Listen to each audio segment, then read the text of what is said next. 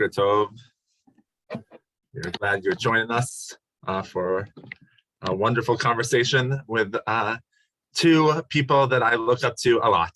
And I am grateful to be partners with Rabbi Charles Kroloff and, of course, with our amazing Cantor Martha Novick.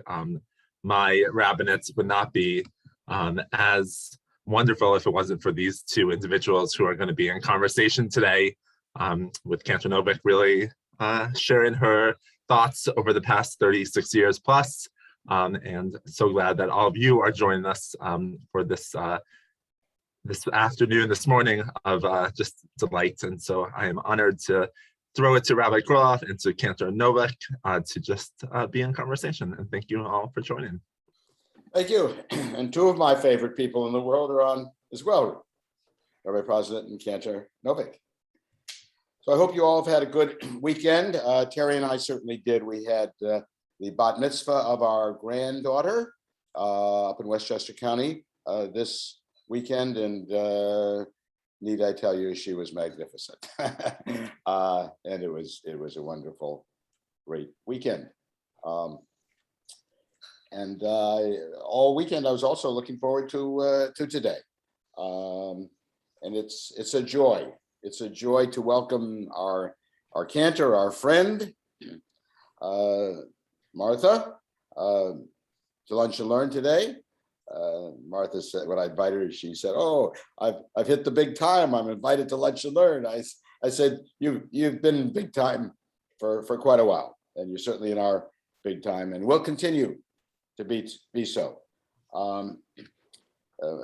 So Martha and I served together for 16 years, wonderful years. And then when I did the calculations, even to my surprise, 20 years after. So she actually had a few more years without me than with me. But the 16 were absolutely great. We've, in my years, including retirement, amazing, only two Cantors. I shared with Don Decker for 20 years and then with Martha for 16. But I think we're over 50 years, about 52 years, I believe, two Cantors. That's terrific, over half a century. Martha, we're thrilled to have you with us, and invite you all who are listening to share comments or questions on the chat. In the chat room would be best, although you can also raise your hand. Jackie Grusgard, our marvelous ever-present communications manager, is with us, and we'll hold it all together. So I'm going to ask Martha a few, I hope, interesting questions. I know the answers will be interesting. Let's start out with a biggie. And that is, looking back, what are the biggest changes, transformations in synagogue music that you've witnessed and have been a part of during your career? And I know that it has changed and you've adjusted and created. What's it been like, and how do you see these past 20, 30 years of synagogue music? Well, managing all of those years to engage the congregation in prayer and worship with all of the changes that have occurred has probably been the most challenging part of being a cantor. I sit on somewhere in the middle or the precipice. When I went to Hebrew College, we had amazing, wonderful teachers, and I learned a certain repertoire that was wonderful and also included very much the same kind of repertoire that I was used to singing in my home congregation. I grew up in a very, very liberal, conservative congregation with organ and choir. And we had an amazing cantor, Edgar Mills. And so I was exposed early on as a child and teenager to this kind of music. And then when I went to HUC, I continued to learn and delve deeper into that kind of repertoire. interestingly enough, there were just a few students, among them was Jeff Klepper, who brought their guitars to HUC almost every day. And they would sit in the conference level and play some music. That was very rare, right? Very rare. And most of the cantorial students really turned their noses up at it. It was not something that people wanted to hear or wanted to accept. And I was among them. And when I was at Emanu-El, for the first number of years, that kind of music, or the music that I grew up with, was the norm. It was acceptable and beautiful. But I'll tell you a story. Early on, actually, it's during my first year, during the installation of Rabbi Disick, Mark Disick, I was suggested to invite Susan and Stephen Dropkin. This is now Susan Caro, but I guess Rabbi Disick had asked them to participate in the service, and they played guitar. And I remember walking up the steps to my office where I was to meet them and listening to them play, and I got chills.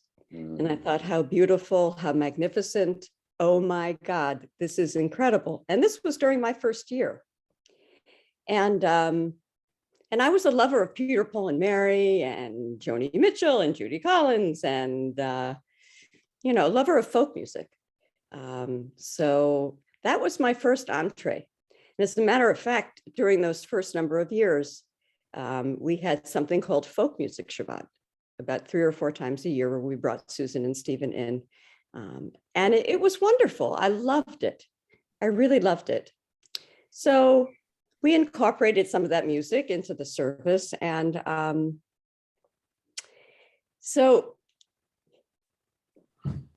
it was at Biennial many years ago when Eric Yaffe spoke, and he was concerned about how we bring more people into the synagogue for worship. And he said, we have to think of new ways.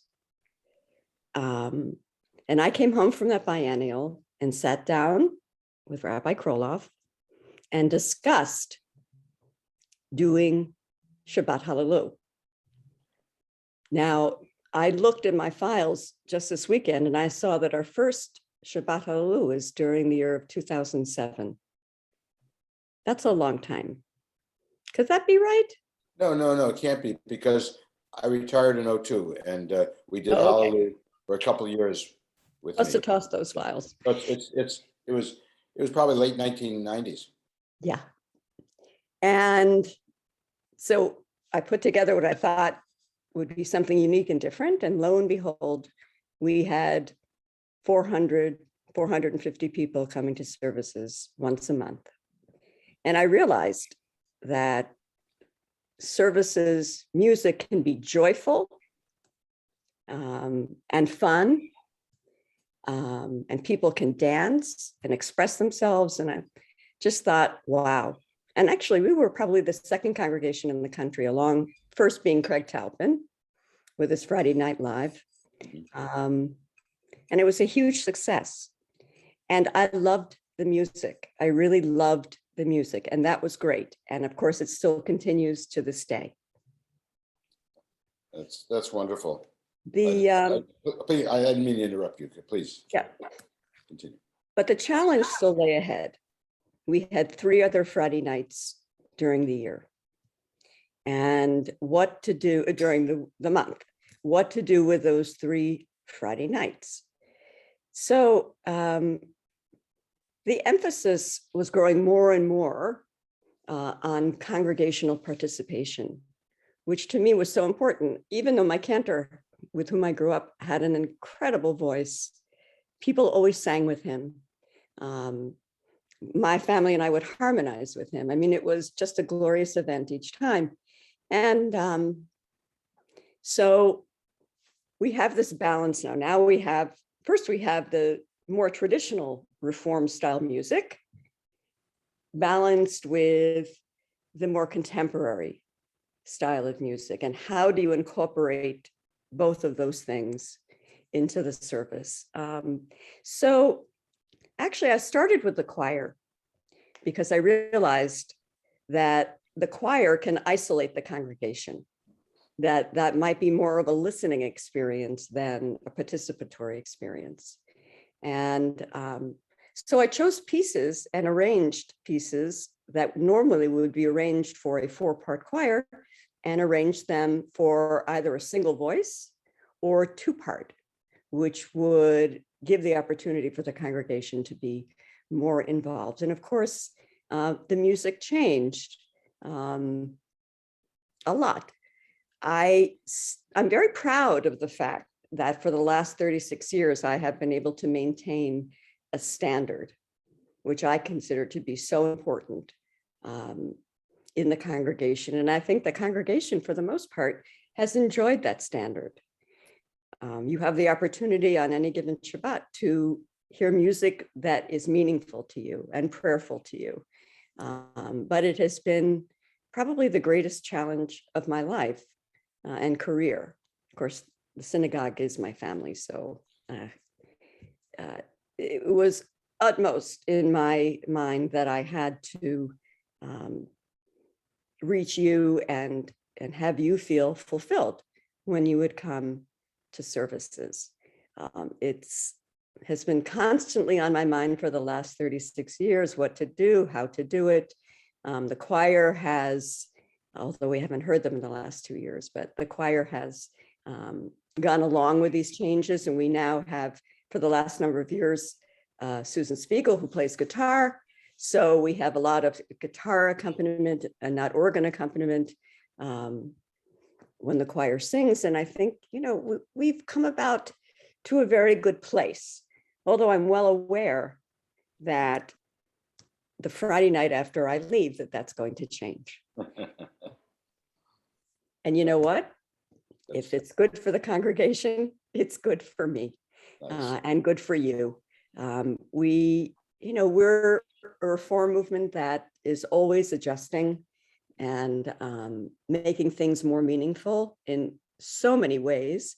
And this is just one way that we are changing and evolving and keeping in tune with what's happening in the reform movement. I like the keeping in tune. That's Yeah, always in tune. And you've been remarkably flexible, and those of you who are in the pews and are listening today, you also have been flexible. And while sometimes the changes were a little unusual for you and a little shocking, maybe, but you adjusted, and we didn't get much pushback.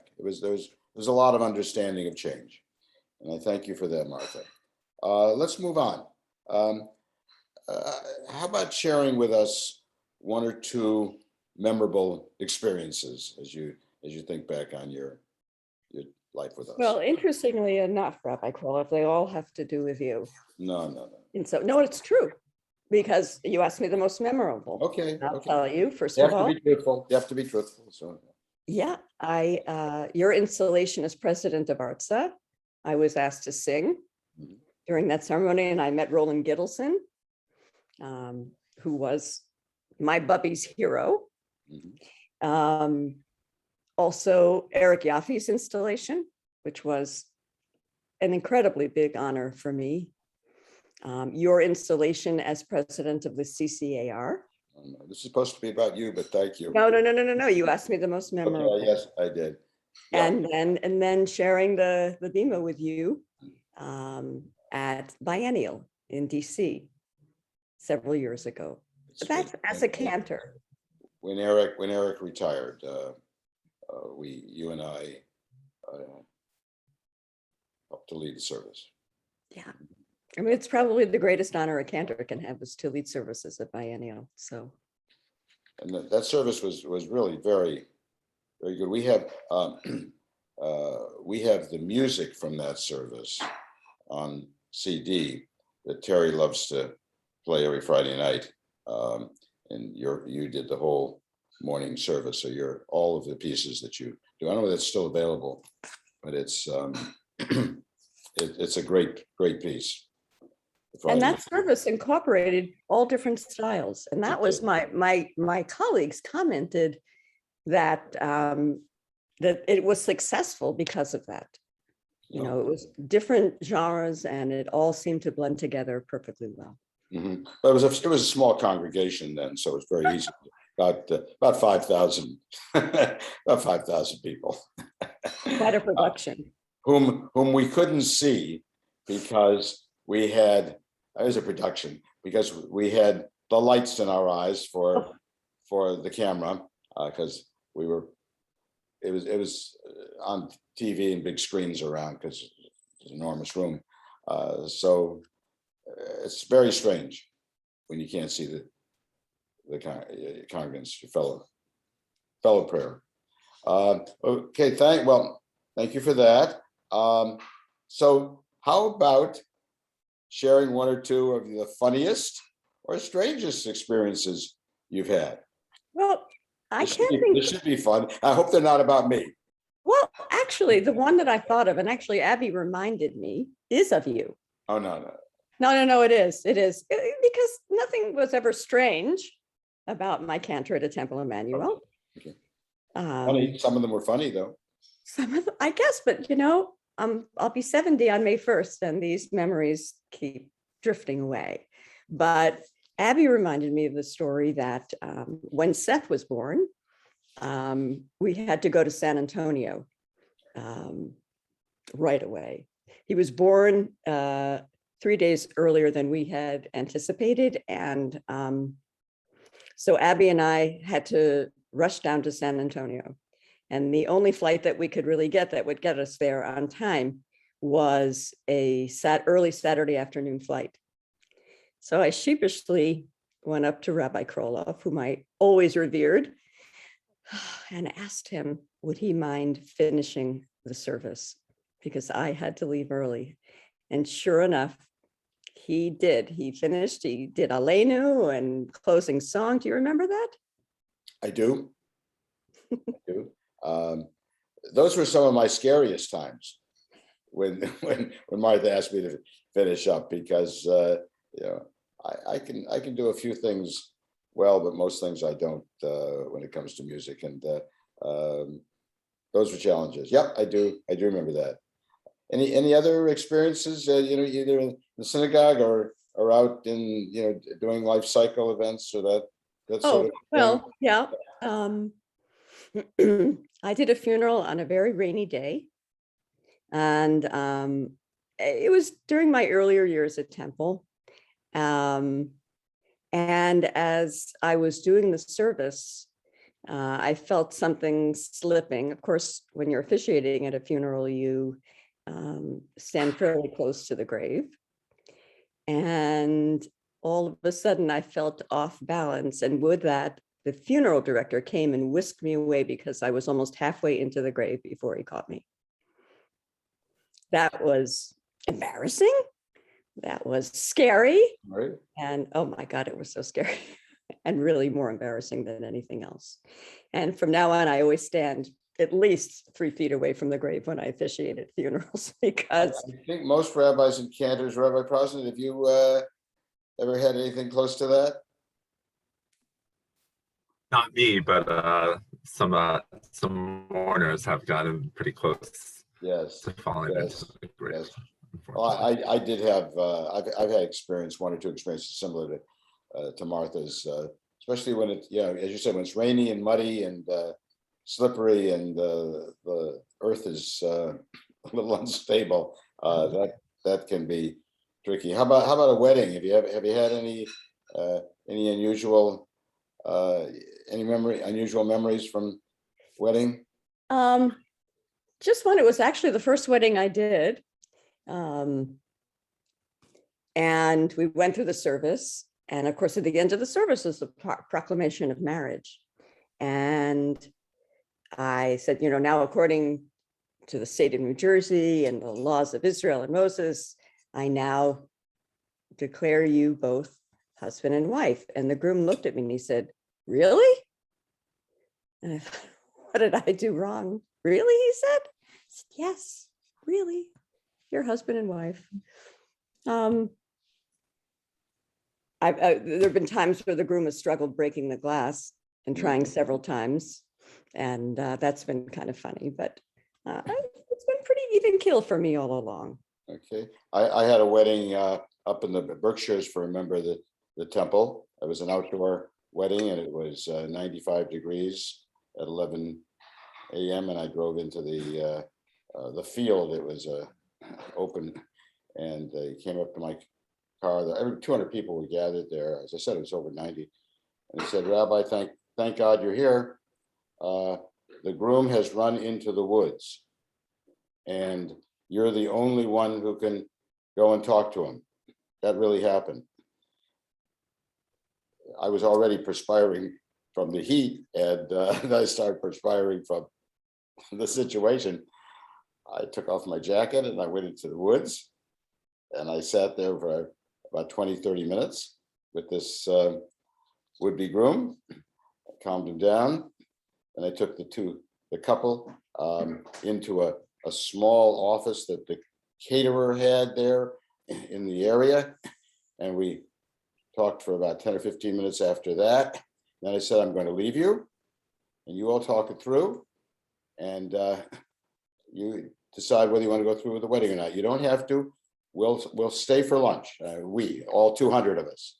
I said, we'll all stay for lunch and I'll explain that there's postponement here and we'll drink to the postponement. And I want you to feel free to do whatever you wish. They took another 15, 20 minutes and they came out and they said, we're good to go. Did the wedding. They raised a nice family. Marriage lasted for 25 years, at which point it ended, and left me with a memory that I will never, ever, ever forget. You didn't have anything like that, did you? No, but no, nothing, no terrifying moments like that. But I remember about 5 years ago doing a wedding in Beaver Creek. And so the chuppah, the ketubah was set up on an easel, and on the table there was wine and all kinds of paraphernalia. And all of a sudden, a huge gust of wind came along.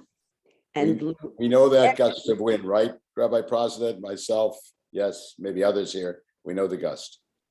I'm sorry. Everything off into the Rocky Mountains. Completely.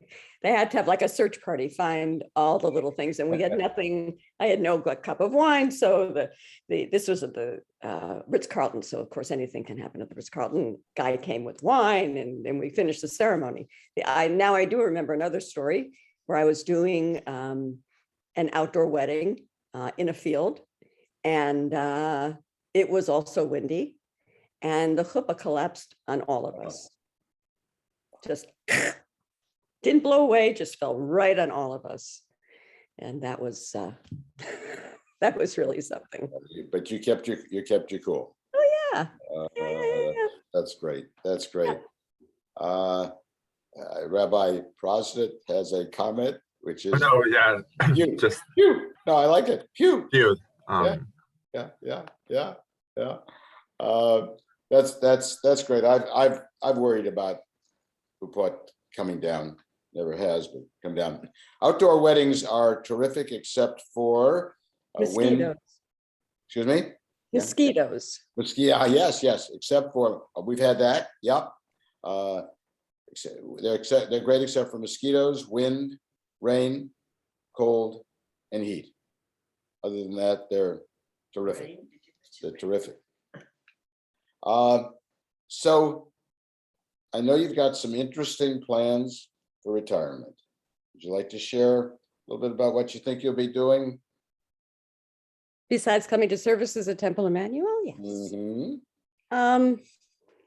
Well, I've always felt badly about the fact that I've never had enough time to engage in advocacy work as I see it happening around me. And it's always been my dream to have the opportunity to engage with people and to help them live better lives. The first thing that I am looking to do, and I've already made some connections with, is prison chaplaincy. I just feel that prisoners have been marginalized in so many ways. And it's a very sad thing. Whether their convictions are just or not, they still need people to talk to, still need people to know that someone cares about them, someone thinks about them, someone might say a prayer for them, which to many prisoners is very meaningful.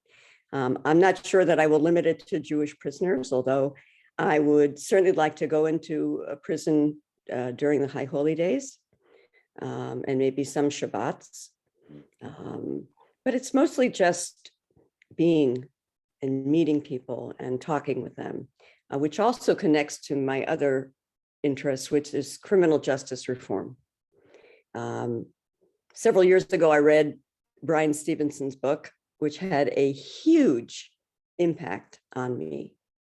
And, you know, he worked in a sense for like an innocent project, the Innocence Project, but he really did it single-handedly down south.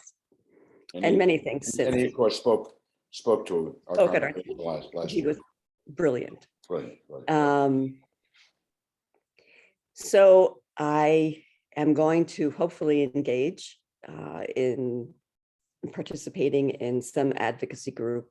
New Jersey, by the way, has actually improved situations by having bail reform, which is very, very important, and it keeps a lot of people, and the necessary amount of people, out of prison who are waiting for their trials. But I think there's still a lot more that they can do, especially when prisoners are released. They're released very often to nothing, no support system.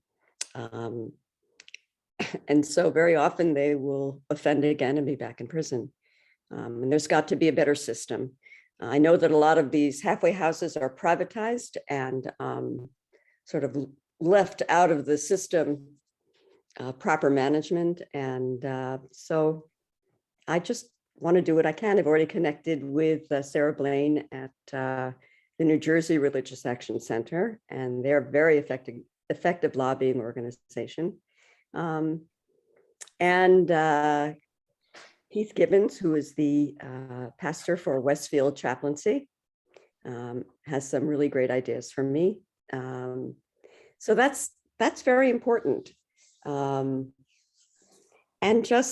even just working at the community food bank, you know, that's how I want to spend my time.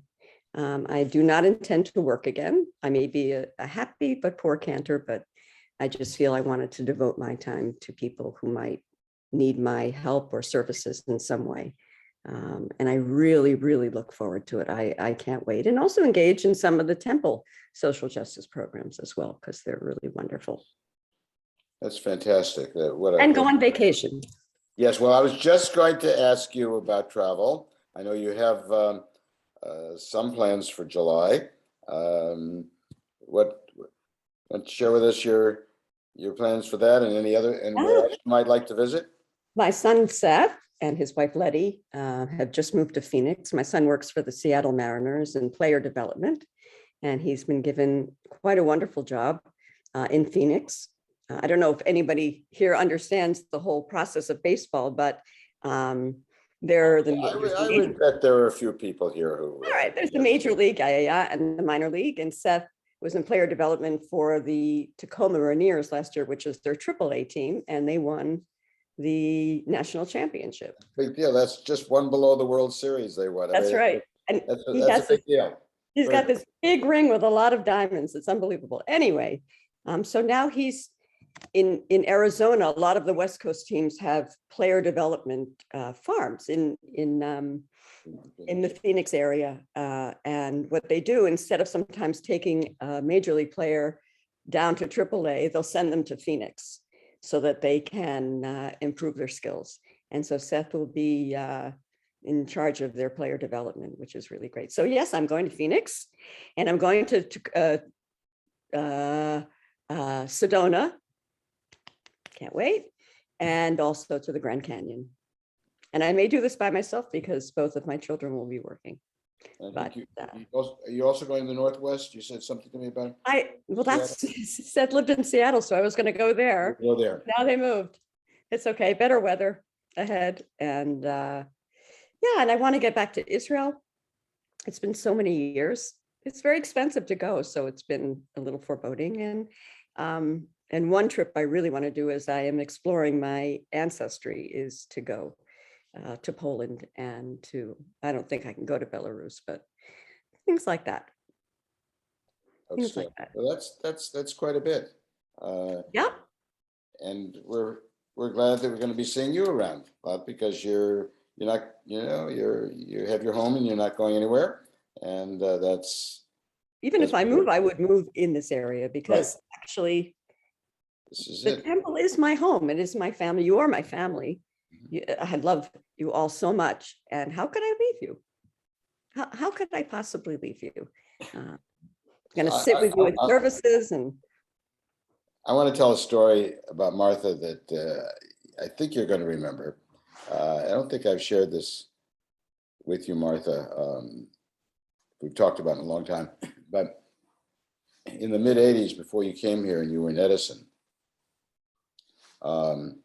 you and I did a wedding together.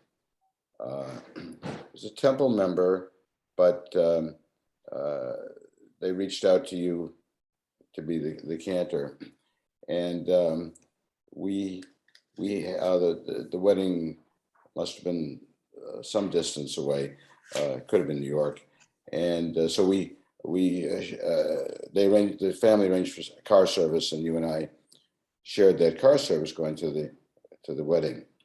And do you remember what you said to me? no, I do. This was probably 84 or so. You said, I really want to be the cantor of Temple Emanu-El. You were at another Temple Emanu-El. You were in Edison, which is also Temple Emanu-El, but you were referring to Westfield. I really want to be there. You recall that? I think I do. I think I do. I spoke the truth. And Because you knew that Don Decker was near retirement. So yes, and Arnie Gluck and I were conspiring. And you were not trying to push anybody out because there was a retirement and there would be a vacancy. And I knew you a little, but I said very interesting. I was kind of non-committal, and I said, well, I'm delighted you're interested. We'll see and so forth. And yes, about 2 years later, There I was. there you were. But I'll never forget that comment there. Good for you. Good for you. So I'm going to ask one more question that we talked about, and then let's hope there'll be some comments and maybe some questions from those of you who are with us today. I'm going to ask you to go from the micro a little bit more to the macro. So you're an observer, a good observer of Jewish life, great interest in Israel, in the synagogue world, Jewish life. So as you look at the Jewish world in the United States, Israel, locally or worldwide, now or looking ahead, what are your greatest concerns, the present and the future, and what are your fondest hopes? So any level of Jewish life, let's start with concerns. What keeps you up at night, so to speak? There are a lot of things in the last many years that have kept me up at night, but I think that, first of all, I think our country has been so focused on American politics and the threat of democracy, and the huge, at least for me, disappointment of leadership in this country, not President Biden, but all that came before him. And I believe we've become so preoccupied by what is happening in this country that we have temporarily lost sight of our connection with Israel. That used to be a big focus for us. And now, all we keep thinking of is what the fate of our country will be like and what the fate of European countries will be like. Just read in the Times today about President Orban in Hungary and another president in the Eastern Bloc, so to speak. And, they're all leaning towards Putin. What happened January 6th of last year is enormously upsetting. And the aftermath of that is so, it's just awful. And it does keep me up at night, and it does wake me up in the morning, because I don't know what the fate of this country will be. And it is the separation of thought among Americans and what their separate ideals are really frightening. And although the Jewish community has some way addressed this, probably not as much as they could be more outspoken on how Jews should feel, and what our actions could lead to and what we could do. I think we all feel kind of helpless. And so the shift into being preoccupied with our own country at this point has let us forget Israel. Mm-hmm. It just has. And that's a big concern. The other concern, and I heard about it from my kids when they were in college, and I hear about it from our college students who return home, is campus life. Some of them are afraid to even say that they're Jewish. The SJP? It's students for I forget, Justice for Palestinians. I believe. Right. It's so very active, and our kids come home from college. Way over to the other side. Yes. They come home from college, and even though they belong to Hillel, they still don't know how to act or react. And I'm afraid that their opinions are being clouded by these organizations. Yes, I feel very strongly that the Palestinians need a better life, better leadership, and there should be peace. But it's a big concern for our college students, especially. I mean, I think they think about this more than we do. And so I'd like to see the focus come back a little bit more in our community, in our country, a kind of better devotion to Israel. I just think we've. Well, that's certainly. I think it's true across the country. I want to say to the credit of Temple Emanu-El and Rabbi Prosnit and Rabbi Appel that you've really taken a lot of important steps to bring Israel forward on our agenda. Your trip to Israel is going forward, right? How's good response, I believe, I hope. We have about 35 participants. So we're still looking.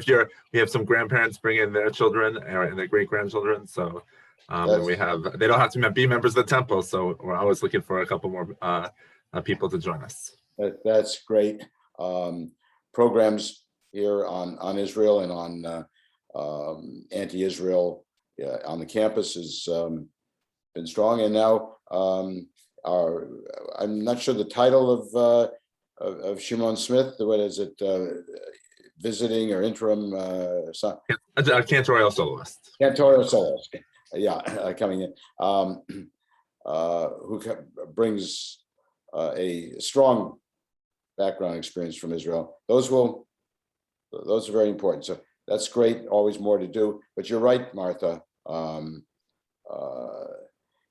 unfortunately, I mean, Israel, I had somebody inquired of me the other day from a Jewish organization asking me, is Israel still a third rail, an electrified third rail in the synagogues and the Jewish community? It's hard for rabbis and others, cantors, to talk about Israel today because there's so much polarization and upset. We're polarized as well there. So yes, thank you for highlighting that. Could you, how about shift to a hope? I mean, obviously, one of the hopes is that Israel becomes more central, as mine too.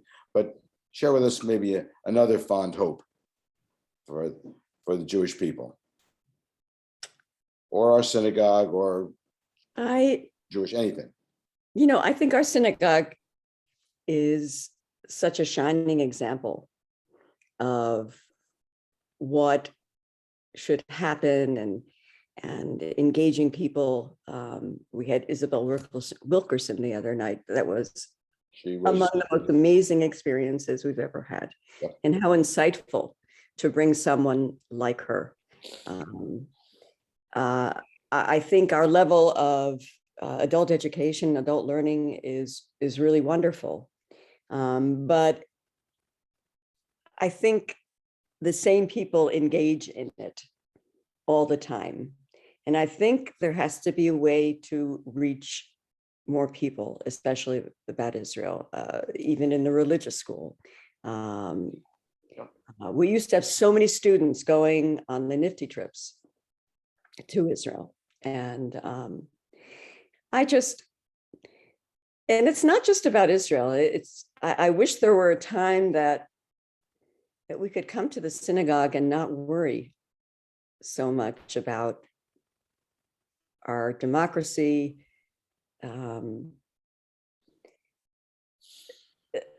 It's a tough world out there right now. At least it is for me. I just find myself really discouraged. But I think the temple is really capable of, and it has done a lot and has been impactful on people's lives in that regard. So our temple always has been a beacon of light, always, in some way, at some point. And I think the people who belong and who are active understand that. I share your desire for engaging with more people. And I share your concern for the polarization of that we see everywhere. I think, Martha, that the best way that most of us can address that is from the bottom up, from starting with ourselves and our very our personal relationships one-on-one, the idea of reaching out to people in need, the prison population that you've mentioned. Those are small and not so small steps that we engage in on an individual and local basis that starts to build up on a larger basis. I know Rabbi Prosnit's been involved with New Jersey Religious Action Center, and that's kind of a shift away from the focus on Washington and more the focus on Trenton and Westfield, in the county, and building that. And I think that's a way to make a difference. Rabbi Prosnit, want to jump in there? Yeah, I think that absolutely. There's ways that we are on a state level, we can make a lot of change. And I think through Cantor and Novick's work after retirement with those populations and doing justice reform, I think that's something that we will be focused on. I'll tell you what we're focused on right now is same day voting, the ability for people to same day vote. And we're really proud that we had a conversation with our Senator John Bramnick, and he signed on to our same day voting bill, which is really awesome. And now it's just being held up by the state Senate leader, Scutari. So if you live in Cranford, or if you live in Plainfield, or you live in Scotch Plains, we might need your help to ask him to bring this to a vote, and we will let you know. But it's a bipartisan bill about making it easier for people to vote, and to, as Cantor Novick said, to make sure our democracy is working, and not prohibiting people from voting. Right. So stay tuned for that. We might need your help. And same day is to cut through all of the red tape and the regulations. Yeah, but same day with checks and balances, you will be able to, you can vote, but it will still be a preliminary. You have to show ID. There are checks and balances there. But we've heard stories on this screen of people that moved here before the election and it wasn't on top of their mind that they had to re-register to vote, and they were able to. So we're doing really some strong work there, and hopefully we can see it to the finish line. Yeah. Martha, I hope you'll share with the congregation after retirements some of your experiences in prison work. I think that would be very, very enlightening, very important. I mean, I want to make sure that Cantor Novick, we've discussed a little bit of perhaps what you might be doing in the future at the synagogue. Can you talk a little bit about one of our ideas? Yes, I hope it's the same idea, but I hope so too. I am an avid reader. That is, reading is my life. And I read all kinds of books. And I thought it would be really wonderful to share our collective thoughts on a particular book, maybe once every month or once every 6 weeks or something like that. Most of them would be Jewish topics, but not all. Not all. I'll give you an example. I never remember the name of books, so please. That's because you read so many. You read so many, you can't remember them all. No, it's true. But there's a book about a sack that a slave made because she knew her daughter would be taken away from the plantation, because that's just what happened. And so she gave a sack to her daughter in anticipation of this, and she put in certain things that she thought her daughter would need. And so the daughter finally left and took the sack. Well, in about, I think it was 1920, this sack was discovered in like a street sale or something like that. And it had, one of the relatives had embroidered the names of all the relatives who had this sack. And so I'm not even sure you need to read the whole book, because actually, frankly, I didn't read the whole book, but I thought of this idea: what would you put in this sack? Nice. So that's, a lot of that kind of books that are thoughtful. Rabbi Kroloff suggested a book called The Architect of Auschwitz, which was really difficult to read. And he warned me, but it gives you life on the other side and someone's perspective. There are a lot of books. They'll all be announced in advance. I have most of them already.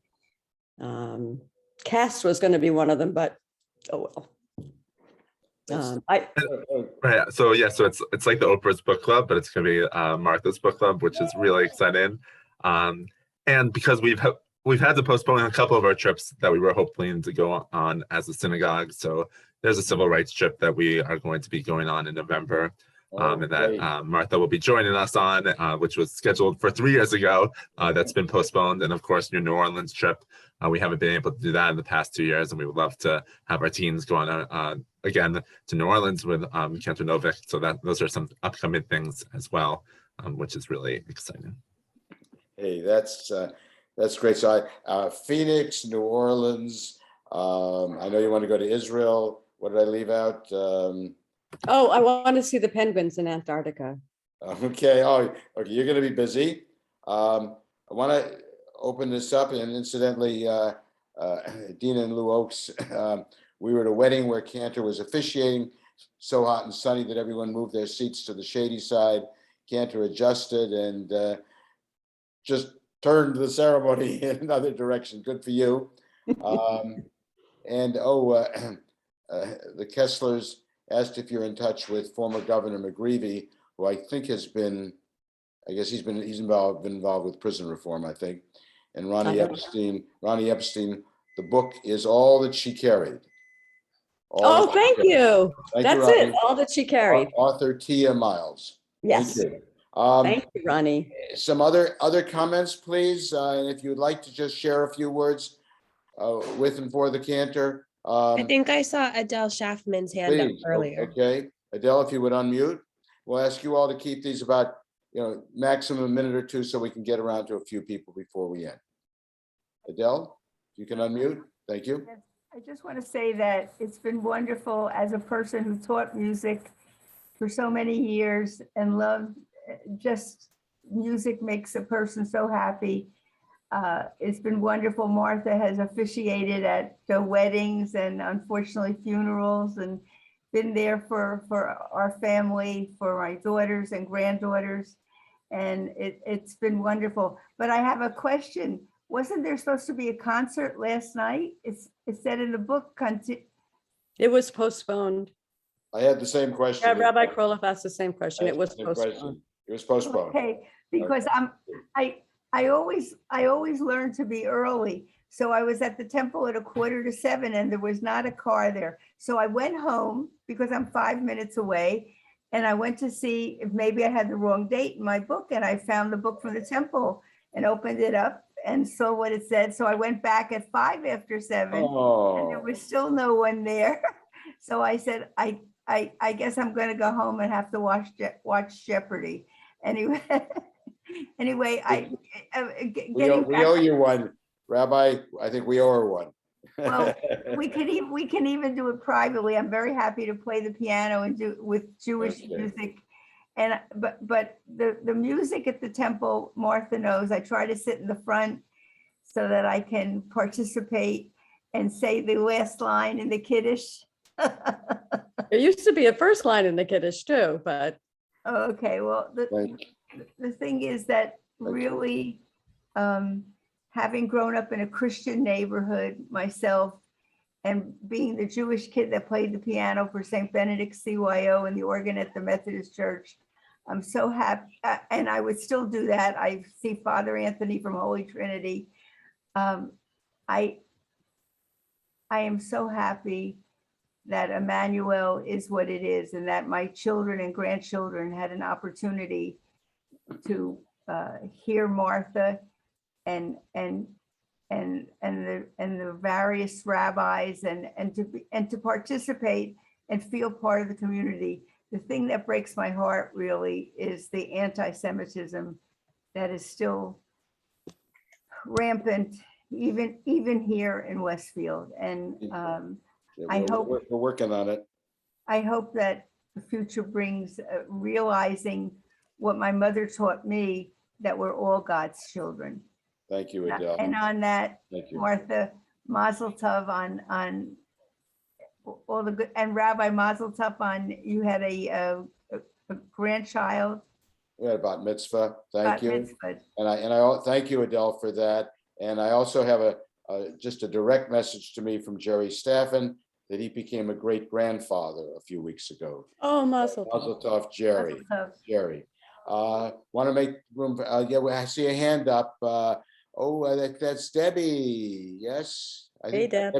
Debbie Hey, Shapiro and Rick. Hi, Rick. Hey, so good to see you.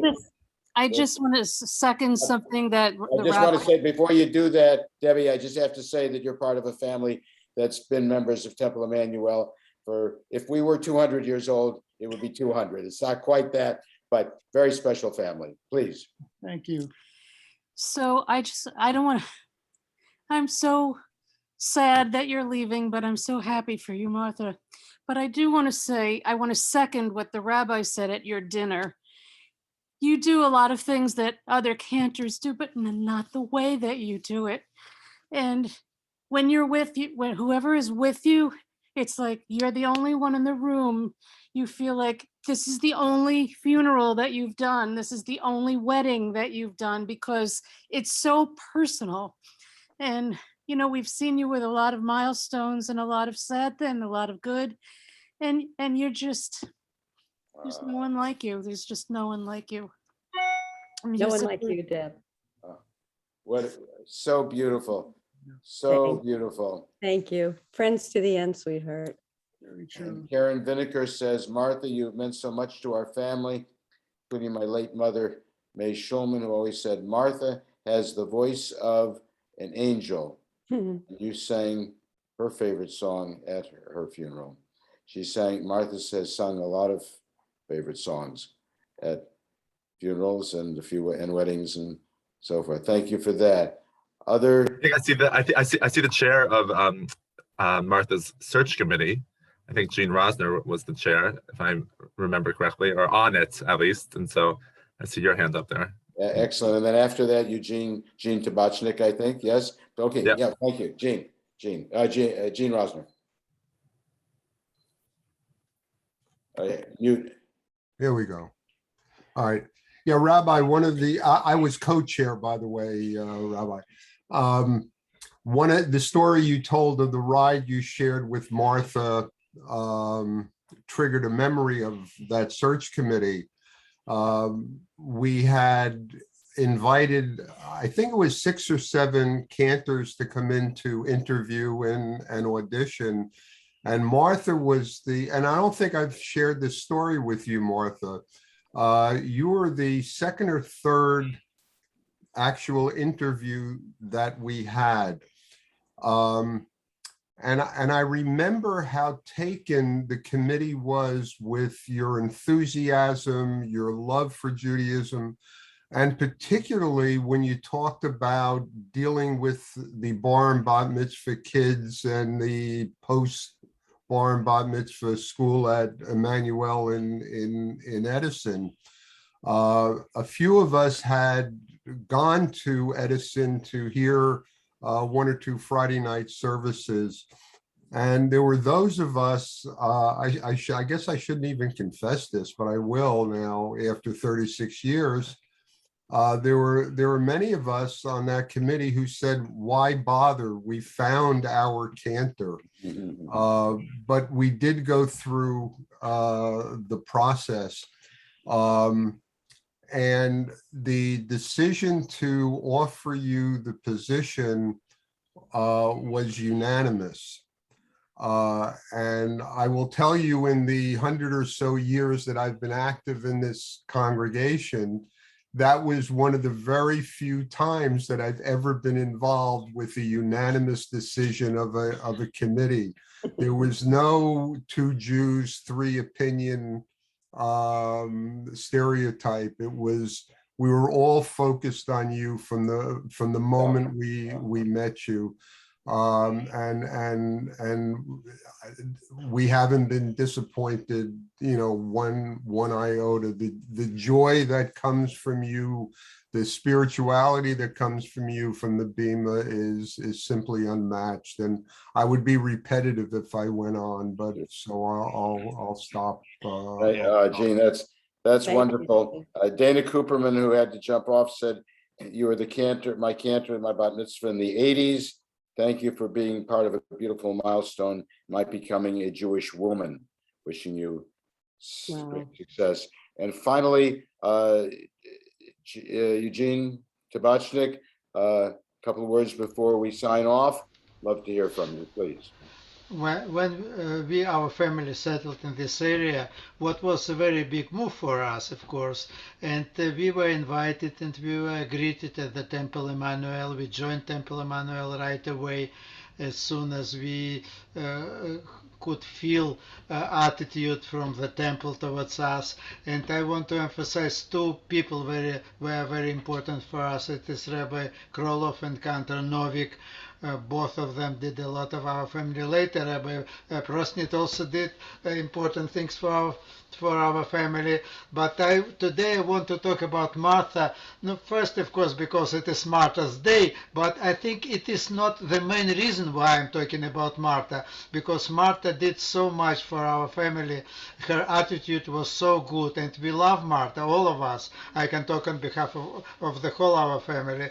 I had 2 daughters. daughters, and both of them had bat mitzvahs, and Martha really helped them and directed them, and provided everything what was needed for them to be bat mitzvah. I didn't have that bat mitzvah, bar mitzvah myself with Martha, but anyway, I could feel through them and even directly from Martha how good she was. Also, marriage of my older daughter was also everything to have her happily married was done by maybe not everything, something was done by somebody else, but important part the marriage itself was done by Martha. And again, it is not that I heard that Martha is good to many people, bar mitzvah, bat mitzvah, and so on, but one thing just to hear, and the other thing to feel, to see so directly how good Martha was, her feelings towards us, and also her knowledge, her abilities to do this. Everything together was so good. I am so thankful to Martha for all of this. Oh, that's beautiful, Eugene. And we shouldn't close without commenting that Martha chants Torah magnificently. Martha, you're almost as good as our granddaughter was this weekend. Actually, you both have something in common. You never make an error. You never make an error in your chanting, nor did she. It's one of my first loves. You're great. Rabbi Prosnit, before we close. I think Jackie wants to share a quick story, then I can just say a couple of quick last things. Okay. I have a story, and I haven't even told Martha this because it just happened.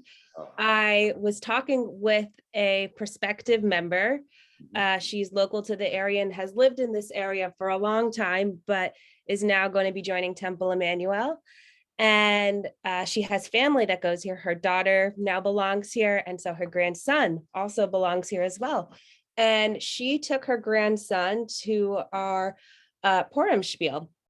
And her son was so excited to see everything that was happening and stood right by Cantor Novick the entire time, right in front.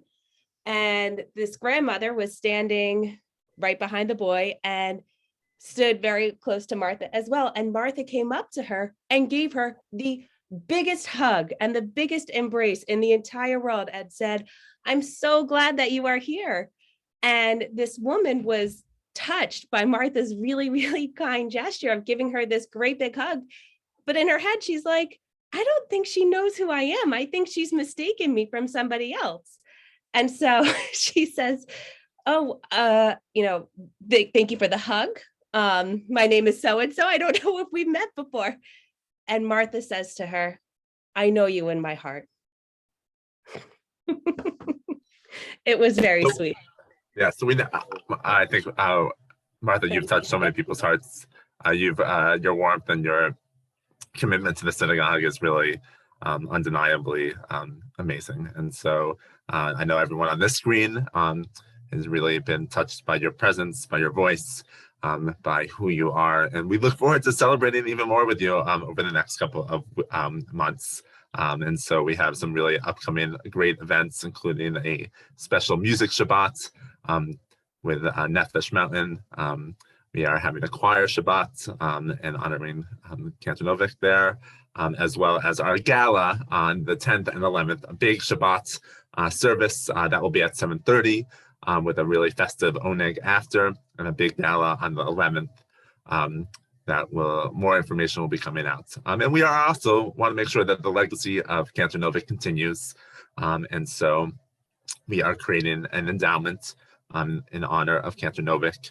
There'll be information about how you can participate, ways that you can make sure that the music that she's created, the confirmation program that she organizes, and all her passions continue at Temple Emanu-El. And that's something that we can do as a community to really make sure that Martha's history, Martha's energy is always here at Temple Emanu-El. So stay tuned for all of that. We would love for you to participate in everything going forward, and we can't wait to really continue the celebration of our amazing Cantor. So Rabbi Kroloff, any last words? Thank you all for being with us. Thank you, Martha, for being so important to me personally and to Terry, to our family. to the entire Temple Emanu-El family and to the larger community. We didn't even talk about what you've done in the larger community, which has been very, very substantial. I won't go into it now, but it's substantial. We love you.